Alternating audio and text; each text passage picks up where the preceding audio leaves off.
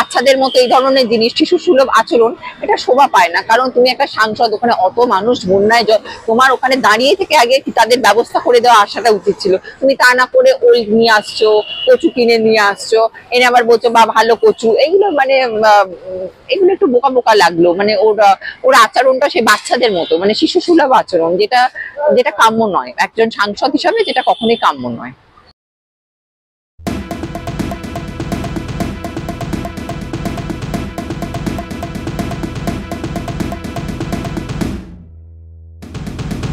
রচনা ব্যানার্জিকে ঘাট ধরে প্রাথমিক স্কুলে পাঠানো উচিত।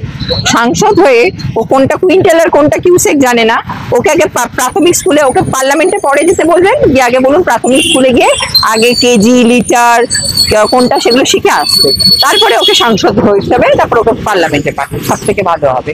সবার কথা বলবো না, যারা নায়িকা সংসদ তাদের দেখবেন সব দুটো তিনটে করে সব দিয়ে, এই তো মিমি চক্রবর্তী যা দেখবেন যা কিনতে, এখন তো জামা কাপড় খুলে ঘুরে বেড়ায়, মানে বলতে গেলে রিলি বানিয়ে চলছে। আচ্ছা, তারপর আপনার নুসরাতের আগের যে সংসদ ছিল তার কি অবস্থা, এটা এখন নেই ঠিক কথা, কিন্তু এদের কি অবস্থা? রচনারও তো তিনটে চারটে, মানে কিছু মনে করবেন এইসব আমাদের দেশে রাজ্যের মুখ্যমন্ত্রীকে আমি দেখলাম এই যত 12 ভাতারি নায়িকাগুলোকে নিয়ে খুব মাতামাতি।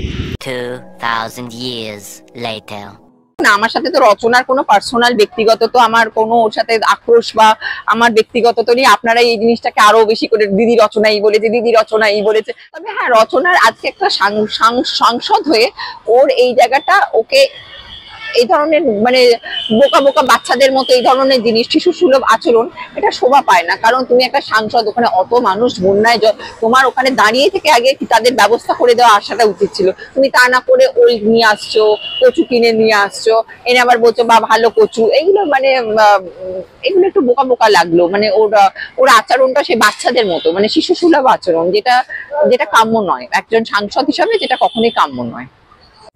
আপনারা দেখছেন আওয়াজ, রোজকারের হক কথা। ফর মোর আপডেটস অ্যাবাউট আওয়াজ, please subscribe our YouTube channel.